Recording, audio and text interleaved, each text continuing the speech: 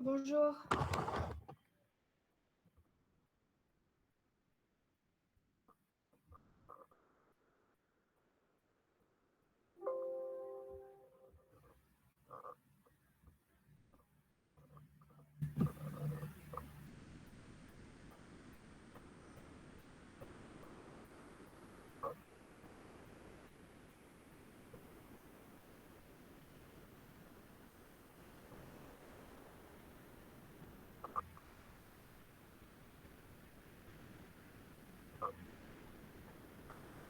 Alors, on continue avec les techniques d'interaction.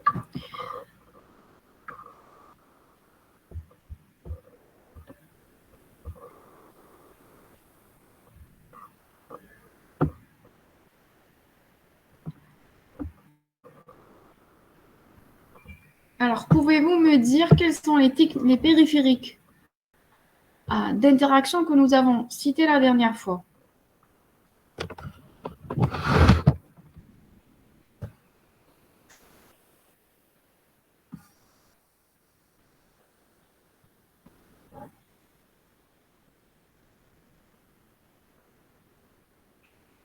Est-ce que vous m'entendez, s'il vous plaît?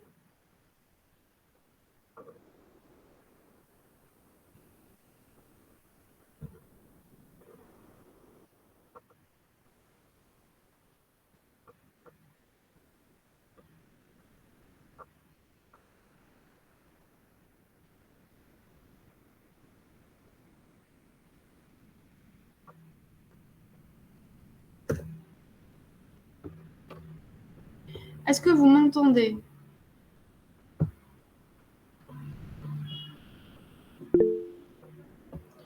D'accord, merci.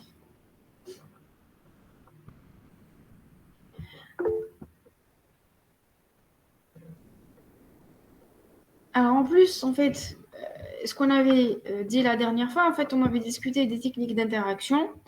On a vu qu'on captait le mouvement d'utilisateur avec des périphériques de marche. Donc, on a vu un exemple de périphérique euh, actuel ou le plus récent utilisé actuellement, d'accord? Maintenant, on avait dit aussi qu'on pouvait capter la marche d'utilisateur en utilisant des caméras, d'accord? Je voulais vous montrer un exemple d'utilisation de la Kinect.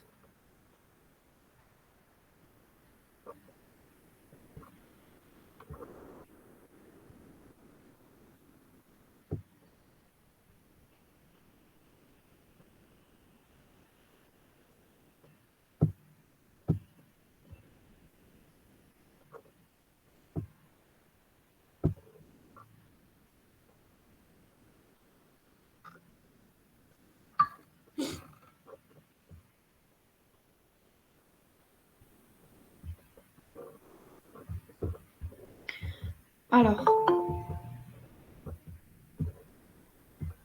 on avait dit qu'on pouvait aussi capter le mouvement des utilisateurs ou bien interagir avec l'application en utilisant une caméra. Et là, c'est une Kinect. Regardez sur euh, cet exemple. En fait, la dernière fois, on avait vu le tapis de marche multidirectionnel pour le jeu, hein, le catwalk.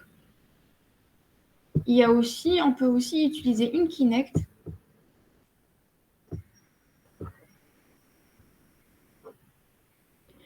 Alors, je disais, on peut aussi utiliser une Kinect ou une caméra, d'accord? Donc la Kinect, telle que vous le savez, c'est une caméra couleur plus une caméra de profondeur avec laquelle on peut capter le squelette de la personne, d'accord? Donc là, regardez, ça c'est la Kinect Azure, hein. La Kinect Azure, c'est la Kinect version 3. Donc c'est la dernière version Kinect. Et donc là, on peut capter même la tête, d'accord, les articulations du bras jusqu'au doigt et les articulations aussi des jambes. Donc là, on a le bassin, le genou, la cheville, d'accord? Alors là, c'est un exemple d'application qui est utilisée pour le sport, d'accord? Donc on peut utiliser une Kinect pour capter le mouvement de l'utilisateur. Alors comment on le fait?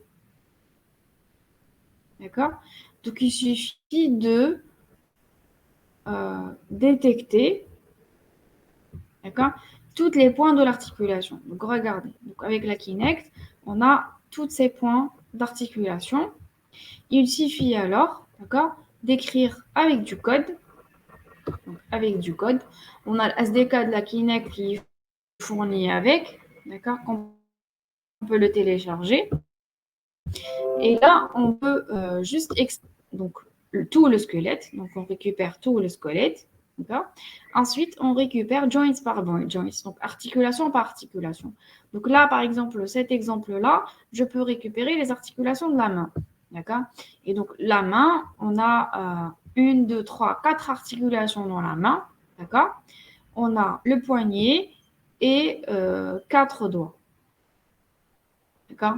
Et donc, c'est les articulations numéro 24, 23, 11 et 10. D'accord.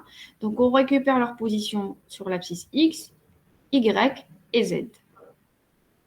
C'est ce qui nous permet, par exemple, pour interagir avec une application en utilisant juste la main. D'accord. Si on veut interagir, par exemple, récupérer la marche, on va plus se concentrer, on avait dit, que pour calculer la vitesse de déplacement, on va utiliser la vitesse de montée-descente du genou. Et donc là, ce qui va nous intéresser plus, ce sera l'articulation du genou. D'accord? Ça, c'est un exemple. D'accord? Je voulais vous montrer aussi un autre exemple.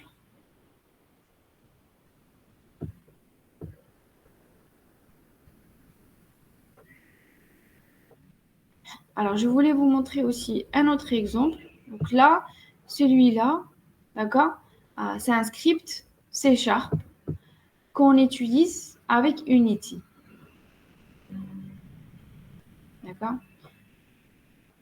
Donc, on a, regardez, il suffit juste d'importer Unity Engine.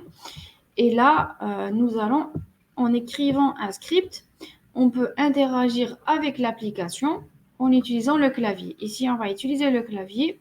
Nous allons définir une animation qui s'appellera marche. D'accord? Donc là, c'est un walk. Comment on marche? D'accord? On a dit que quand on va utiliser en point d'entrée, c'est le clavier. Donc, en interaction, c'est le clavier. On va prendre, par exemple, la flèche. D'accord? Donc, sur le clavier, si c'est la flèche une flèche en bas, flèche à droite et une flèche à gauche. Quand on va appuyer sur la flèche d'en haut, on va marcher droit. D'accord? On va marcher, donc on va faire une transformation qui est une translation.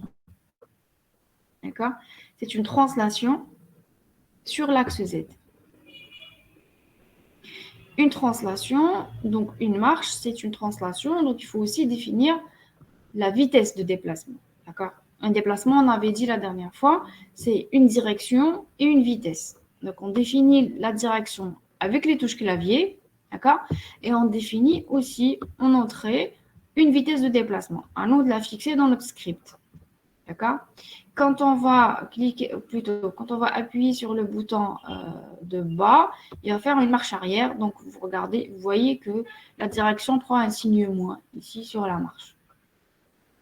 Maintenant, s'il va à gauche ou à droite, il va faire une rotation.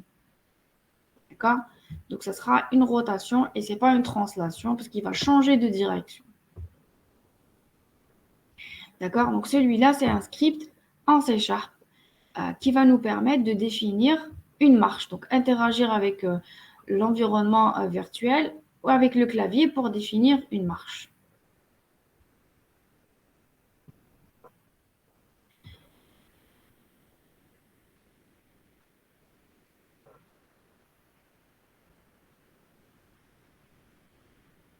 Est-ce que vous avez des questions par rapport à ça? Est-ce que c'est clair?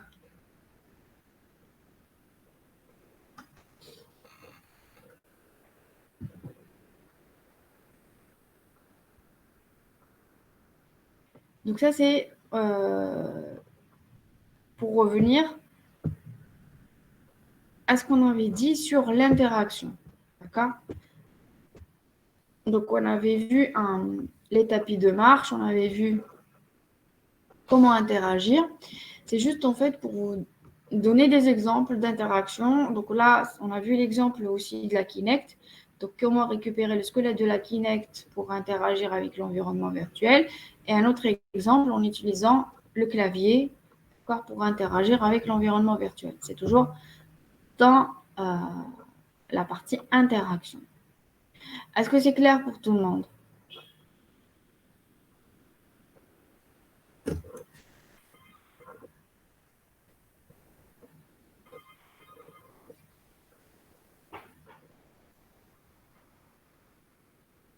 Alors, on enchaîne donc.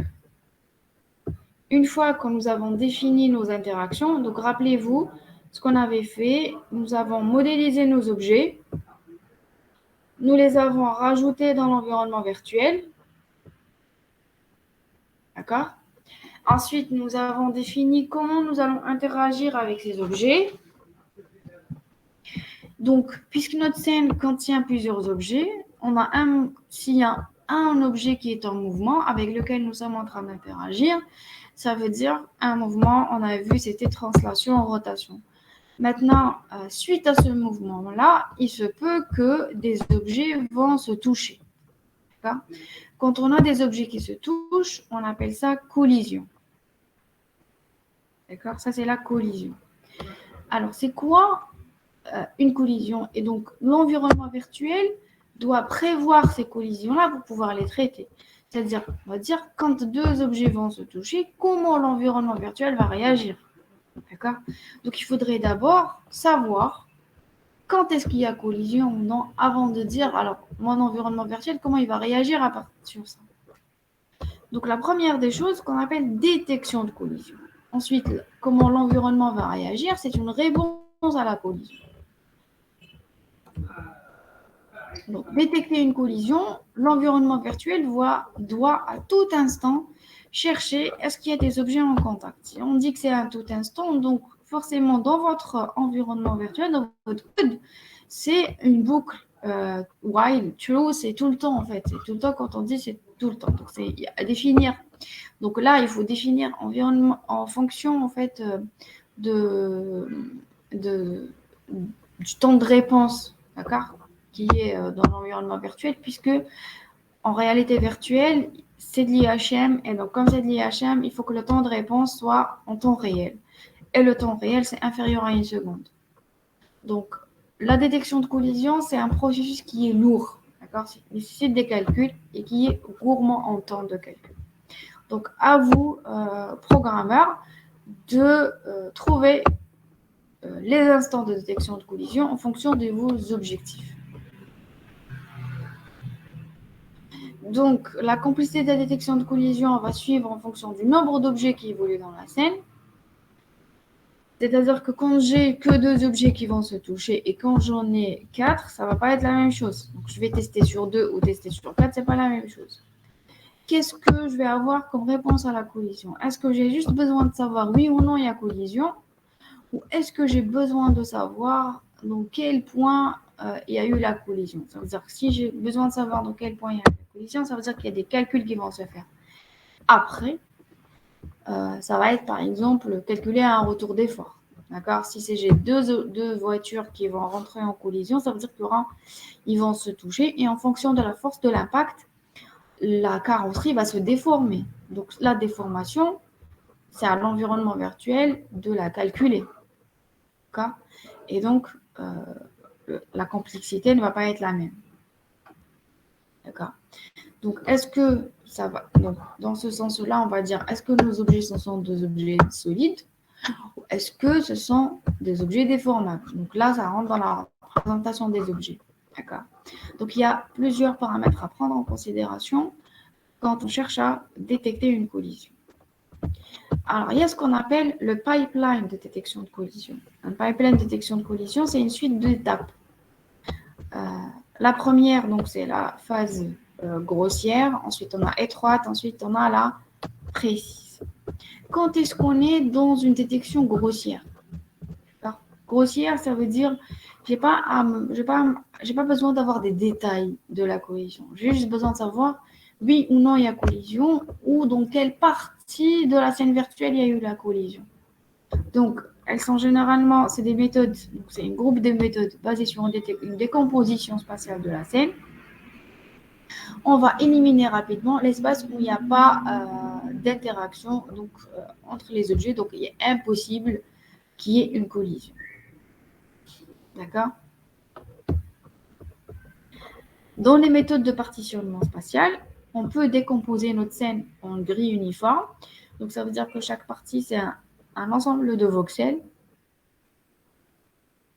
Et là, je vais savoir, est-ce que la collision, elle est plus par là ou par là, d'accord, ou par là ou par là. Donc là, il faut, juste avec la décomposition, on va chercher, est-ce qu'il y a un élément, d'accord, un voxel qui contient deux objets. Donc, si c'est oui, donc il y a une collision. Si c'est mon voxel ne contient pas deux objets, donc il n'y a pas de collision. D'accord? Donc, toujours dans le partitionnement, on peut partitionner en quatuors. Vous savez que faire une recherche en arbre est beaucoup moins coûteuse que faire une recherche sommaire, comme ça, sur une grille. D'accord? C'est pour ça qu'on va plus aller vers une décomposition en arbre, quatuors, KD-TUI ou BSP-TUI. D'accord? Alors, ça, c'est pour la première méthode pour détecter une collision. Donc, ça va être partitionnement spécial. Je partitionne en quel est l'élément élémentaire sur lequel je vais partitionner. D'accord? Ça, c'est ce qu'on a. Maintenant, il y a une autre méthode, des méthodes qu'on appelle topologie. Ça va être par rapport, on va étudier le contour des objets. Donc, moi, j'ai un repère, x, y, z. Je vais projeter mon objet dans mon repère et je vais dire, est-ce que il y a un point où les deux contours de deux objets sont sur le même point? Si oui, il y a collision, sinon il n'y a pas de collision. D'accord? Une autre famille de méthodes, c'est une méthode cinématique. Ça veut dire que là, je vais plus me...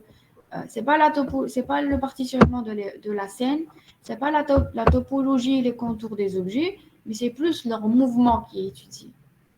Je me dis, ces deux mouvements, c'est le mouvement de mon objet, se déplace dans un sens contraire. Ok, c'est clair, je vais être tranquille, ils ne seront jamais en collision. Maintenant, si mon objet se déplace en allant vers la place où se positionne un autre objet, donc là, il peut y avoir collision. Et ce qu'on appelle les méthodes cinématiques, donc en fonction du mouvement des objets. Est-ce que vous arrivez à suivre?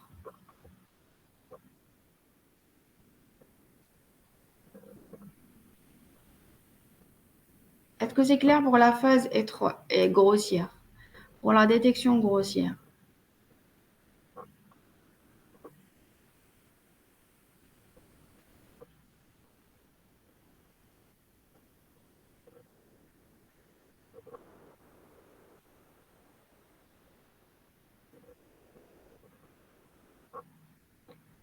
D'accord, merci. Donc, une autre façon de détecter les collisions, c'est une détection étroite, de faire une détection étroite. Quand on est dans une détection étroite, je n'ai besoin d'avoir plus d'informations sur où s'est passée la collision. Je n'ai pas juste besoin de savoir oui ou non il y a collision, j'ai besoin de savoir exactement où s'est passée ma collision. Et donc là, on va faire quoi? On va englober l'objet, d'accord? Ce qu'on appelle les méthodes à volume englobant. Nous allons englober l'objet en utilisant une forme géométrique de base. Donc ça va être soit une sphère, d'accord? Soit une sphère, soit un box, d'accord? Une boîte, d'accord? Soit un cône, soit un cylindre ou autre objet géométrique de base. Donc, on a vu les objets géométriques de base. D'accord? Donc, on va englober l'objet. Ça veut dire que quand on va l'englober, c'est comme si, je ne sais pas si vous avez vu ça dans les méthodes de vision et autres, on va créer, d'accord, un contour externe, d'accord? On va fixer le contour externe, le faire rentrer dans une boîte. D'accord?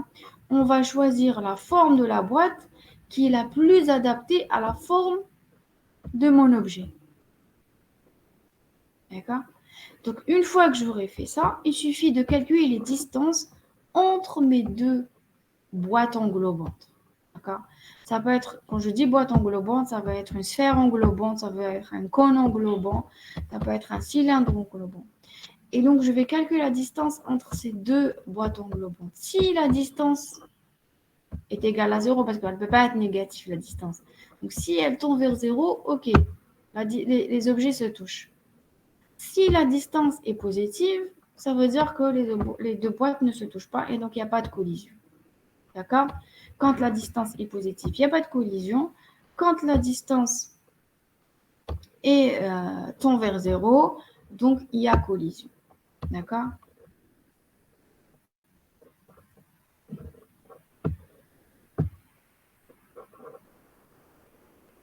Je vais vous montrer le code d'un exemple. Comment on calcule les boîtes englobantes.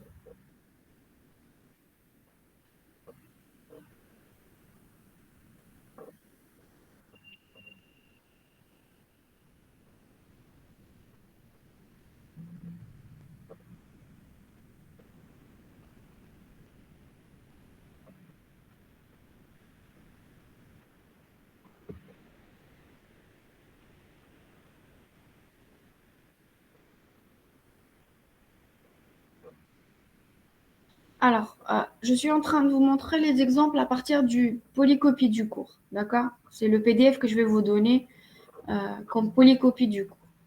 Donc ici, regardez, on a pris deux cercles. Les cercles, comment on définit un cercle? On avait dit qu'on définit un cercle par un centre, d'accord? Et un centre et un diamètre, d'accord? Donc on définit les radius des deux cercles. Chaque cercle va englober un objet. Ensuite, il suffit de calculer la distance entre ces deux cercles. D'accord? Donc ici, on a pris un repère XY. D'accord? Donc en se disant qu'ils sont dans le même repère Z. D'accord? Ils sont sur le même Z. Donc sur la même profondeur. On va dire qu'ils sont sur la même profondeur. Et donc la distance entre les deux, c'est la racine carrée, d'accord, de la différence de positionnement X et positionnement en Y. D'accord? Si la distance est inférieure donc, au radius des deux cercles, ça veut dire qu'il y a collision et donc la collision est détectée. D'accord?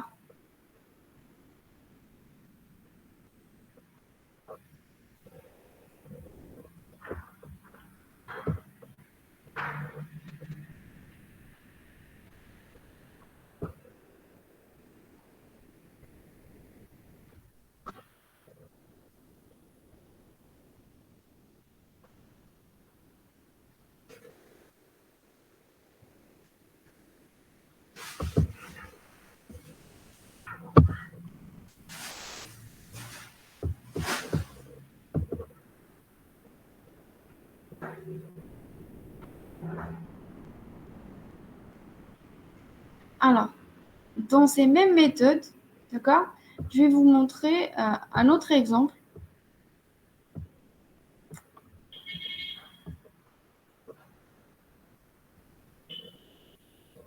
Donc là, on a pris une forme englobante qui est un cercle. Sur Unity, c'est exactement le même concept de détection de collision qui est adopté. D'accord? Regardez, là, j'ai mon personnage, c'est un avatar. Voilà, c'est un personnage. Ici, c'est un soldat romain, par exemple. D'accord? Alors, la forme que je vais choisir pour englober mon personnage, c'est une capsule. D'accord? Pourquoi? Parce que la capsule, c'est la forme qui est la plus adaptée à mon personnage. Si je prends un cercle, on va voir que le cercle va être beaucoup plus grand, d'accord, que le personnage. Si je prends une boîte qui est un box, aussi. Ce que je veux, en fait, que la boîte englobante touche les contours, d'accord, englobe, ce qu'on dit englobe, donc englobe parfaitement le personnage. D'accord? Donc ici, regardez, ça c'est l'interface sur Unity. Donc on a pris une boîte englobante qui est une capsule. D'accord? Alors quand on va, vous allez voir en fait que c'est très facile à utiliser puisque il suffit de prendre ici un élément qui est capsule collider. D'accord?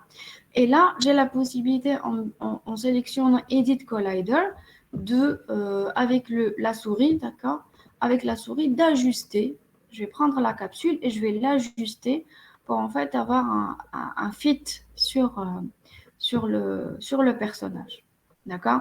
Et automatiquement, d'accord, vont être calculées la position, le centre, d'accord, de ma capsule, le radius du capsule et la hauteur de la capsule. Donc, celles-là, elles vont être automatiquement calculées. Moi, ce que je vais faire, je vais prendre Edit Collider et je vais ajuster avec la souris. D'accord? Donc, automatiquement, je vais avoir les calculs qui vont se faire par le moteur Unity. D'accord? Donc, je profite de ça pour vous parler aussi de la nature des objets. Ce qu'on avait dit au départ, c'est que la méthode de détection de collision qu'on va choisir, c'est en fonction aussi de la nature des objets. Est-ce que c'est un objet qui est solide et donc rigide, ou est-ce que c'est un objet qui est déformable? D'accord? Donc là, sur Unity, on a un onglet pour Rigid Body. Et là, nous allons définir la physique. En fait, ça, c'est par rapport à la physique de mon objet. Un personnage est un objet rigide. D'accord? C'est un rigid body. D'accord? Donc, tout ça, on va le voir en TP. C'est juste, en fait, pour vous faire la relation avec un exemple concret par rapport, parce que là, ce qu'on voit, c'est des méthodes un peu théoriques. Et là, vous avez vu une application directe de ces méthodes-là.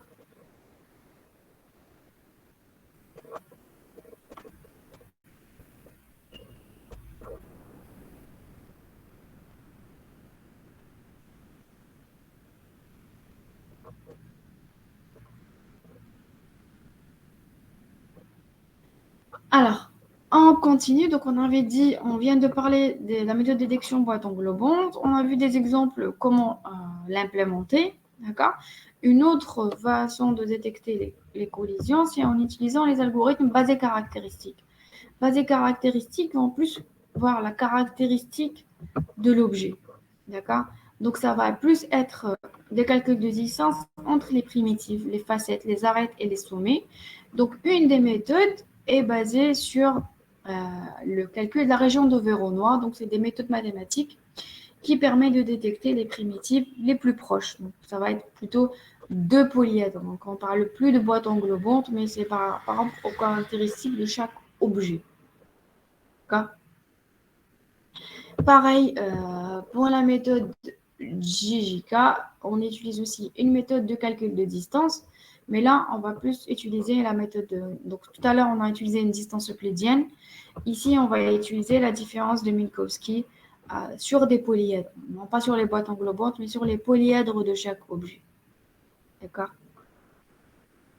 Après, sur cette méthode-là, il y a plusieurs extensions qui ont été proposées par des applications spécifiques. Ça veut dire si je vais utiliser, par exemple, pour un jeu de course entre voitures, comment je vais l'appliquer? Donc, il y a plusieurs. À chaque fois, on l'adapte. Donc, on prend la méthode de base et on l'adapte à notre cas d'application parce qu'il y a des caractéristiques, il y a des propriétés pour chaque cas d'application. Ces méthodes-là que je suis en train de vous montrer sont implémentées, d'accord, dans des bibliothèques. Donc, si par exemple, je reviens à VTK quand je vous avais parlé de Visualization Toolkit, toutes ces méthodes-là sont déjà implémentées, il suffit de les utiliser directement. Après, il y a d'autres bibliothèques, par exemple, comme Solid. S'il y a une bibliothèque Solid, où on a en fait toutes les propriétés, détection de collision, il y a aussi les propriétés des objets, donc c'est rigide, déformable, sur ce genre de bibliothèque aussi. D'accord? Donc, on a cité une méthode de détection grossière, étroite. Maintenant, on est passé à l'exact. Ici, on a besoin d'une détection. Quand est-ce qu'on va sur une détection de collision exacte? C'est qu'on a besoin de faire des calculs après. D'accord? Les calculs qu'on a besoin de faire après, par exemple, un calcul de retour d'effort. Pour calculer le retour d'effort, j'ai besoin de savoir c'est quel sommet, d'accord, est rentré en collision entre les deux objets. Pourquoi? Parce que ce sommet-là, c'est lui qui va générer cette force. Et cette force-là, elle est en fonction de la distance d'interpénétration entre les deux objets. Et donc, c'est la distance du point d'impact. D'accord? Donc, c'est la force d'impact. Vous savez en fait que la force, la force injectée, c'est la même force retournée avec un signe négatif. Donc là, alors, il y a une méthode de boîte englobante, mais là, on va aller sur une hiérarchie de boîtes englobantes. Je n'ai pas besoin de savoir juste est-ce que les deux boîtes englobantes se sont touchées. J'ai besoin de savoir c'est quel sommet, d'accord, a touché quel sommet de l'autre boîte. Et donc, ce qu'on va faire, c'est prendre une forme de la boîte englobante, ensuite créer une arborescence, ce qu'on appelle une hiérarchie de volume englobant. Donc, je vais avoir de petites boîtes englobantes qui vont englober chaque partie de l'objet. Pourquoi on utilise une hiérarchie de boîtes englobantes? Parce qu'on a besoin d'optimiser le temps de calcul. Si je vais prendre juste cet objet-là avec un autre objet, d'accord, et je vais chercher où est-ce qu'ils vont se toucher, c'est quel sommet qui va se toucher. Vous imaginez le nombre de tests que je vais faire. Alors que si on subdivise en une boîte, plutôt en un arbre de boîtes englobantes, il suffit de faire une recherche sur un arbre et vous savez que la recherche en arbre, elle est beaucoup moins coûteuse qu'une recherche arbitraire comme ça, point par point. D'accord? Donc là, c'est toujours boîte englobante, mais là, c'est une hiérarchie de boîte englobante parce que j'ai besoin d'avoir le détail. Besoin d'avoir quel sommet, quelle arête, quel polyèdre est rentré en collision. Et non pas de savoir est-ce que les deux boîtes englobantes se sont touchées ou pas. D'accord? Alors, une autre méthode de détection de collision, elle est basée image. Donc là, on va plus prendre en considération les objets, mais plutôt je prends la scène, d'accord? Je prends la caméra de la scène, je prends des instantanés, d'accord? Des images instantanées. Et là, ce qu'on appelle par lancer de rayon, je vais savoir est-ce qu'il y a des occultations. C'est des requêtes, ce qu'on appelle des requêtes d'occultation. Est-ce qu'il y a un objet, d'accord, qui est en train de cacher un autre? S'il se cache, s'il y a un objet qui cache un autre, ça veut dire qu'il y a une collision. La partie occultée, c'est la partie qui est en collision.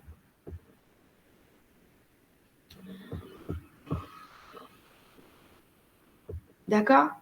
Alors, vous avez vu que ce sont des méthodes qui sont très coûteuses en termes de calcul. C'est des tests qu'on fait tout le temps ou à des horloges. On peut utiliser aussi une horloge pour dire qu'à des points, on peut détecter à des points les collisions. Et là, ça veut dire qu'on va alourdir, d'accord, le processus de calcul. Donc, il est nécessaire de chercher des accélérations. Comment on peut accélérer ce processus-là? Comme c'est des requêtes qui sont basées images, c'est des requêtes qui sont basées sur les formes des objets. Et donc, on utilise le processeur graphique. Donc, on va plus travailler sur le processeur graphique. Donc là, faire de la programmation sur GPU. Okay. Ensuite, donc, utiliser les méthodes les méthodes pour calcul sur processeur graphique et ce qu'on appelle le GPGPU. General Purpose Processing, donc c'est GPGPU. Il y a des bibliothèques qui font ça, comme CUDA, OpenCL, d'accord, pour pouvoir faire des calculs sur le processeur graphique. Maintenant, on peut aussi considérer le processeur multicœur. Et donc là, nous allons faire une implémentation basée multicœur et donc on va faire de la programmation parallèle. La programmation parallèle qu'on ne va pas juste laisser aux soins du système d'exploitation de la ferme, mais on va plus désigner, on va dire, voilà, ce cœur-là, il va faire cette partie de la scène, détecter des occultations sur cette partie de la scène. Ce cœur-là va se charger de cette partie de la scène pour pouvoir faire des actions en parallèle, d'accord, et parcourir toute la scène, à détecter les collisions dans toute la scène, en faisant attention que ça soit fait en parallèle. Et donc, il y a aussi des bibliothèques qui le font. Il y a OpenMP, par exemple. D'accord. Après, OpenMP, il y a Il y a le TBB, Interthread Building Blocks, et donc ceux-là, ils sont carrément, ils font de la programmation pour une détection de collision. D'accord? Ils sont orientés détection de collision.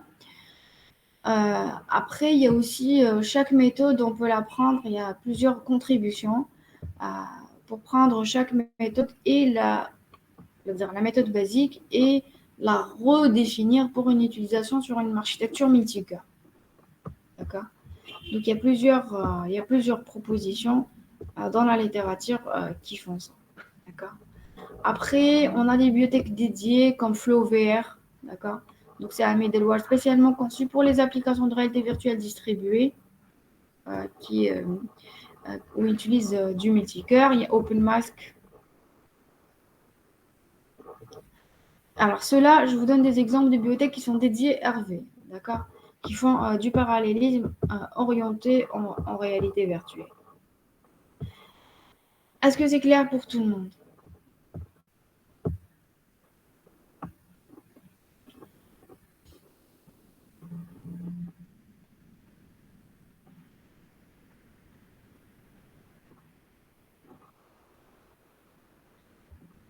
Il faut savoir, quand on détecte une collision, on la détecte pour que l'environnement virtuel réagisse à cette collision.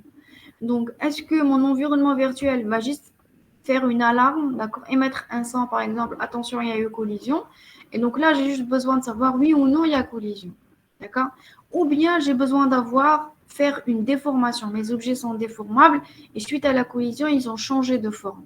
Donc là, il va falloir calculer plus les distances d'interconnexion pour pouvoir faire la déformation. Est-ce que j'ai un joystick à retour d'effort que je vais pouvoir utiliser et donc calculer le retour d'effort suite à cette collision? Et donc là, j'ai besoin aussi de savoir quelle est la distance d'interpénétration. J'ai besoin d'être sur une détection exacte pour pouvoir calculer cette distance d'interpénétration et donc faire séparation des objets et la changement de forme et en plus le calcul du retour d'effort. Est-ce que vous pouvez me donner des exemples d'applications où j'ai besoin d'être sur une détection exacte?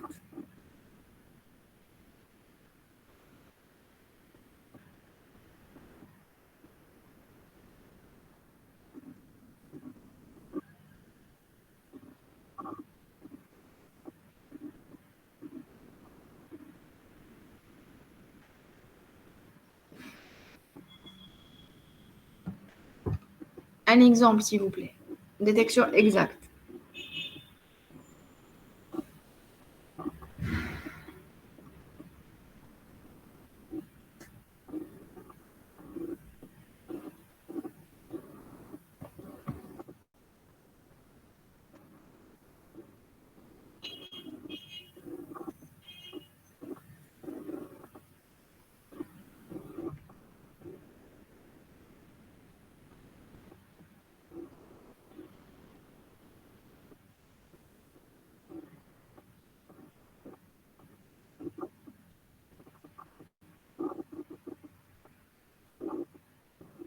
Est-ce que vous êtes là?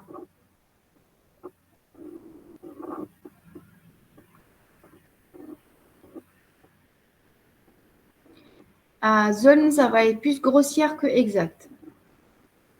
C'est une détection grossière parce que dans la détection grossière, on a vu qu'on prend la scène et on la subdivise par région et donc par zone. Et donc là, j'ai besoin, par exemple, de savoir est-ce que mon objet a dépassé pour aller à une zone interdite, comme vous vous dites, ou pas. Donc, ça va être une détection grossière.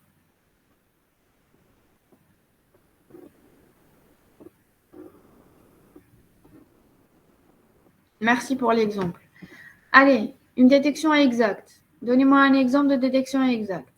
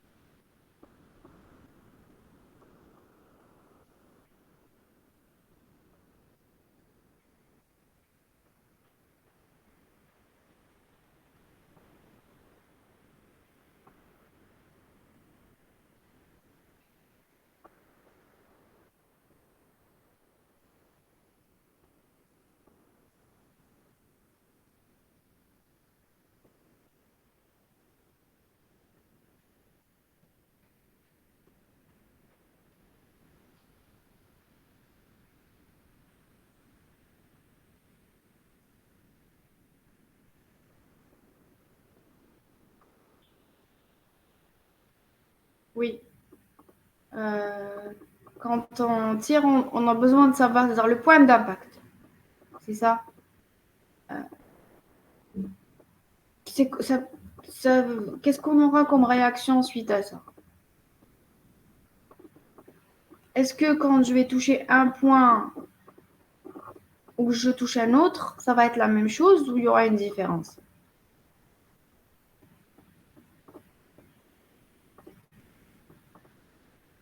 Oui. En plus, ça va différer. Une flèche, ça veut dire que, par exemple, quand ils vont se toucher, quand je vais toucher mes personnages, le résultat va être quoi? Par exemple, les gars, c'est quoi?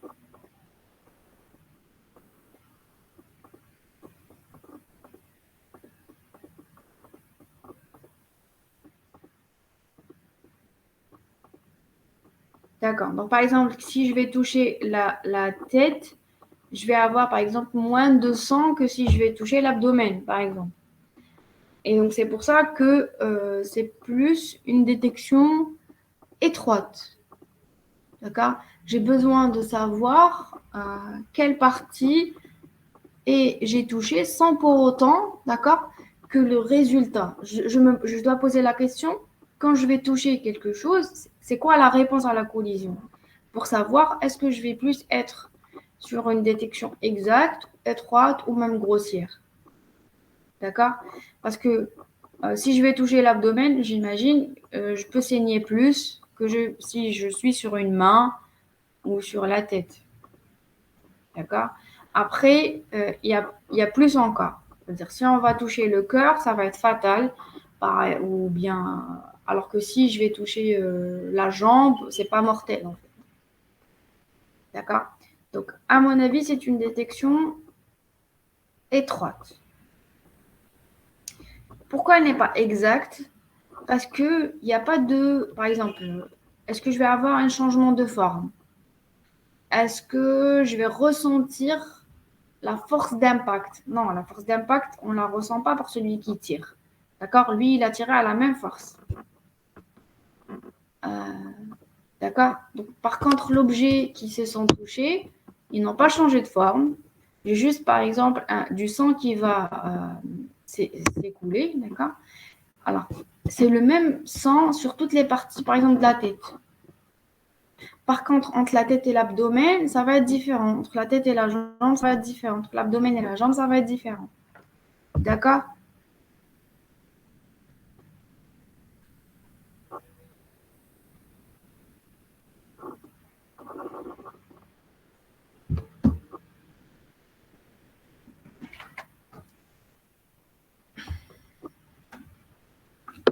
Merci pour l'exemple. Alors, les autres. Un exemple d'une détection exacte.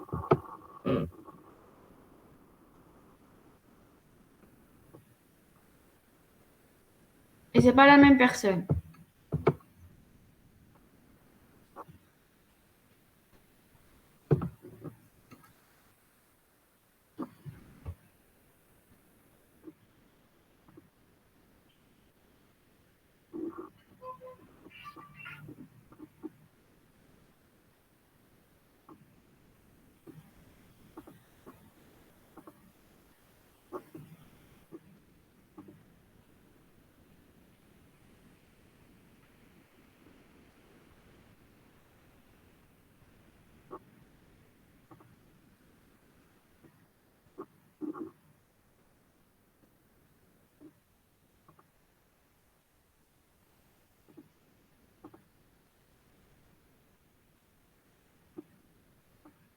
Allez, les autres.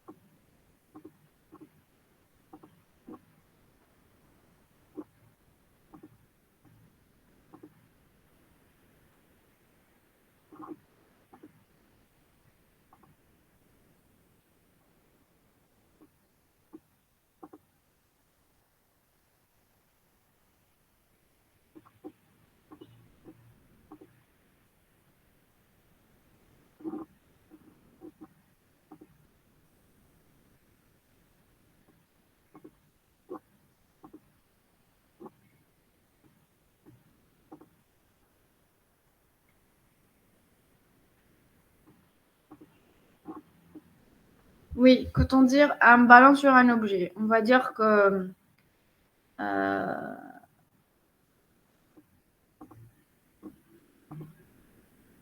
c'est un tir au but. On va dire que c'est un tir au but.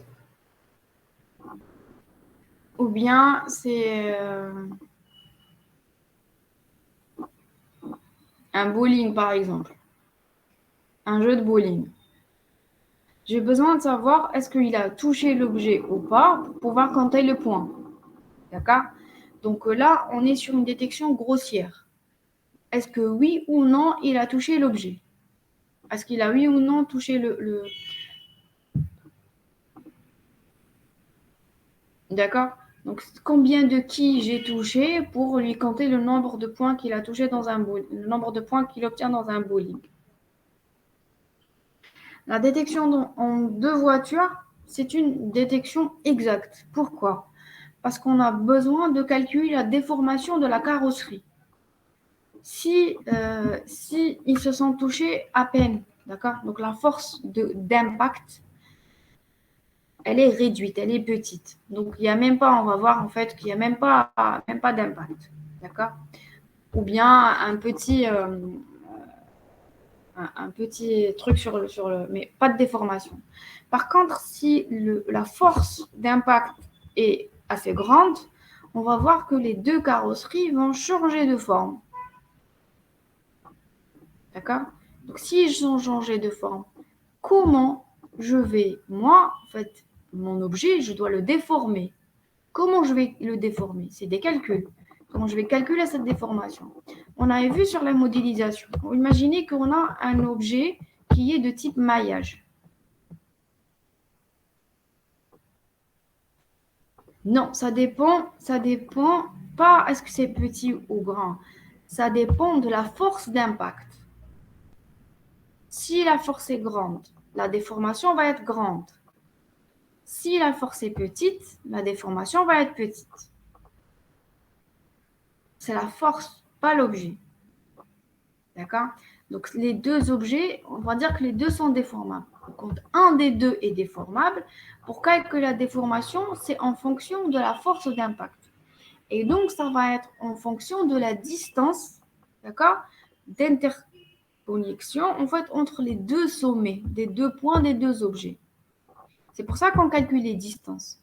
Pourquoi? Parce que la force, elle est quoi? La force est égale à la distance multipliée par le module d'élasticité de l'objet. Si c'est un objet qui est déformable, très déformable, il aura un module d'élasticité grand. Si c'est un objet qui est un peu solide, il déforme mais il est plus solide. Donc il aura un module d'élasticité qui est petit. D'accord? Donc on calcule la distance que les deux objets, normalement, si on les laissait rentrer, on aura voir qu'il y aura un objet à l'intérieur de l'autre. De combien? C'est cette distance-là qui va impacter la force de répulsion.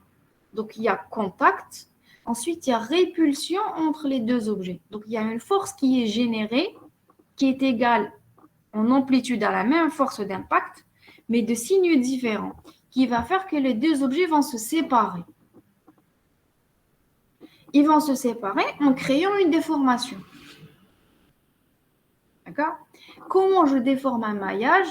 J'ai besoin de savoir, de connaître les sommets que j'ai à déformer et de combien je vais les déformer. Ça veut dire que je vais les déplacer d'une certaine distance. C'est ça une déformation. Donc, imaginez votre objet, c'est un maillage. Chaque sommet de collision va être déplacé. D'accord? Avec une distance de déformation. Donc, la forme de l'objet va être recalculée.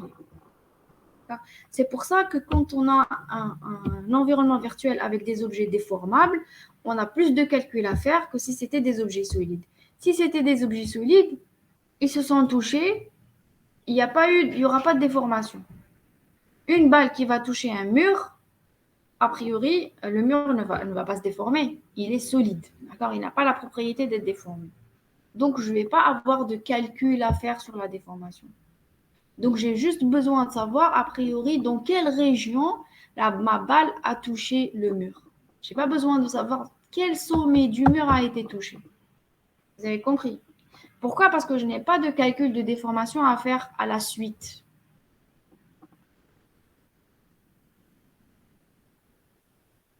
D'accord? Donc, quand on choisit une méthode de détection de collision, on doit choisir selon deux critères. D'accord? Le type d'objet, la nature de mes objets, est-ce qu'ils sont solides ou déformables, et la réponse souhaitée. Qu'est-ce que je veux avoir comme réponse à la collision? Est-ce que j'ai juste besoin de savoir oui ou non il y a collision? Par exemple, c'est un jeu de tir où je calcule des points. J'ai juste besoin de toucher, j'ai pas touché. Oui ou non? Si j'ai besoin de calculer une force, une déformation, là j'ai besoin d'être sur une détection exacte. J'ai besoin de savoir exactement les sommets des maillages qui ont été en collision. D'accord?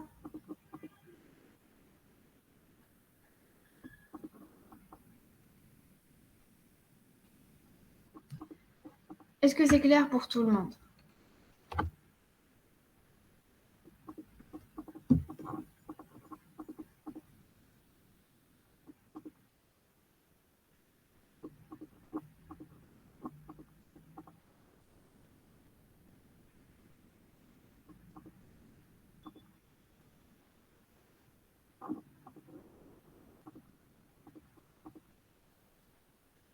Et les autres, est-ce que vous avez des questions?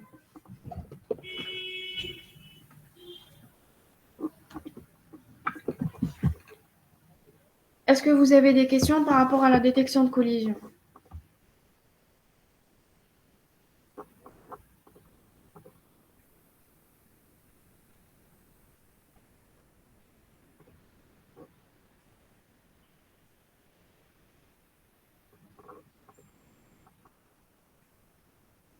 Donc, nous sommes en train d'apprendre à construire un environnement de réalité virtuelle.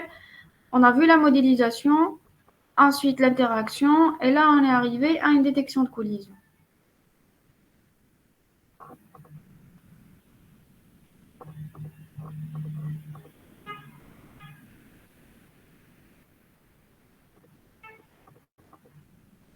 Pas de questions?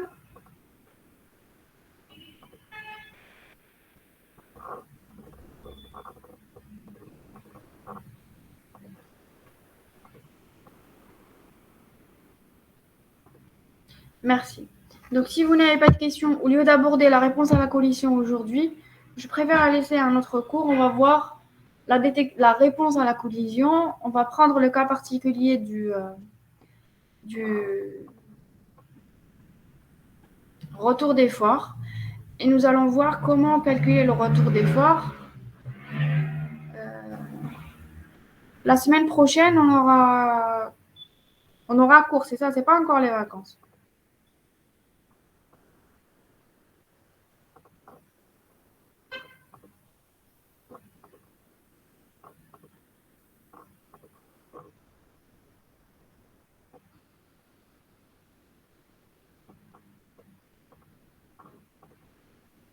D'accord? Donc, il reste une semaine, oui, il nous reste une semaine encore. Donc, on va voir la réponse à la collision la semaine prochaine. Je préfère partitionner au lieu de vous donner tout à la fois. D'accord? Donc, si vous n'avez pas de questions, c'est tout pour moi pour aujourd'hui.